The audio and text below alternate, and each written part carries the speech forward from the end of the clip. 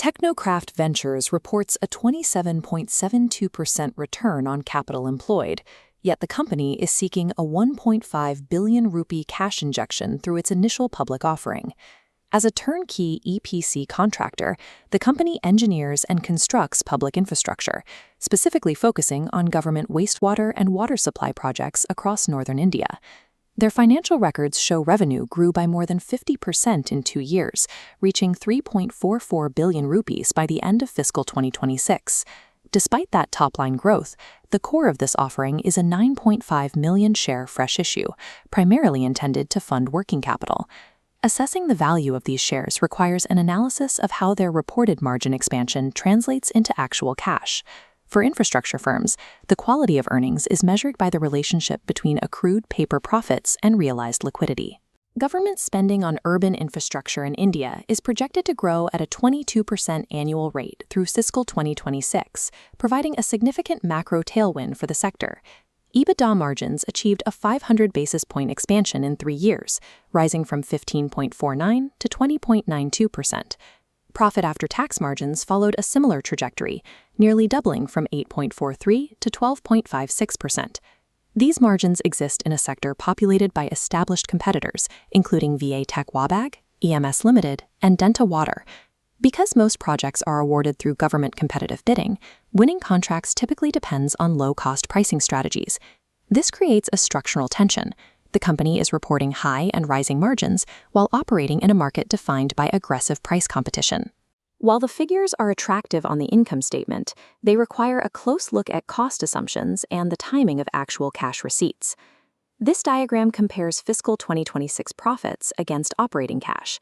While the company reported 433 million rupees in profit, net cash from operations was only 286 million. This difference indicates a business model with an intensive working capital cycle. This chart of operational metrics shows the primary cause. Debtors' days, the time it takes to collect payment, increased from 76 to 125 days. Effectively, the company is now waiting over 4 months to receive cash from its government clients. To maintain its cash position in fiscal 2026, the company adjusted the management of its own liabilities. By delaying payments to its own suppliers, creditors' days moved from 18 to 88. This move resulted in a 440 million rupee spike in trade payables, providing a temporary source of liquidity. This context clarifies the stated objects of the offer in the prospectus. The 1.5 billion rupee fresh issue is required to bridge the widening gap between paying suppliers and waiting on government receivables. The company is using this IPO to capitalize a business model that is structurally dependent on funding delayed payments from public sector clients. Beyond operational funding, the structure of the offering provides significant liquidity for the founders. The 11.88 million share offering includes an offer for sale. Turnkey Constructions is offering 2.37 million shares. The prospectus lists their weighted average cost of acquisition at just 2 rupees and 50 paise per share.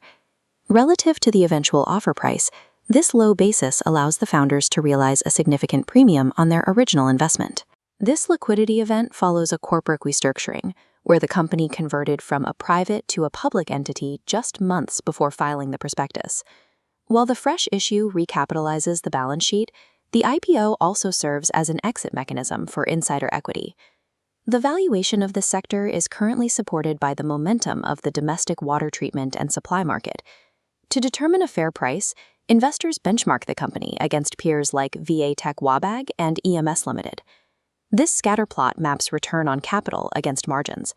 Technocraft plots in the upper right, showing a 27.72% ROCE, outperforming peers, justifying a premium valuation.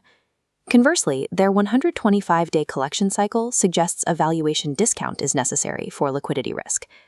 Since the current prospectus does not define a price band, the final valuation multiples will be determined by market demand during the bidding process. The success of the listing depends on whether investors prioritize the company's high reported returns or the cash flow delays inherent in its operations. Technocraft is an EPC operator positioned within an expanding infrastructure cycle, reporting growth that is high relative to its industry. The primary risk to this growth is the 125-day government payment cycle, which continues to strain the balance sheet. The 1.5 billion rupee IPO proceeds provide a temporary solution to the resulting liquidity requirements. Following the listing, the key indicator of performance will be debtor days. Any further extension of this cycle could impair the actual value of reported earnings. Technocraft represents a specialized liquidity management challenge within the high-growth infrastructure sector.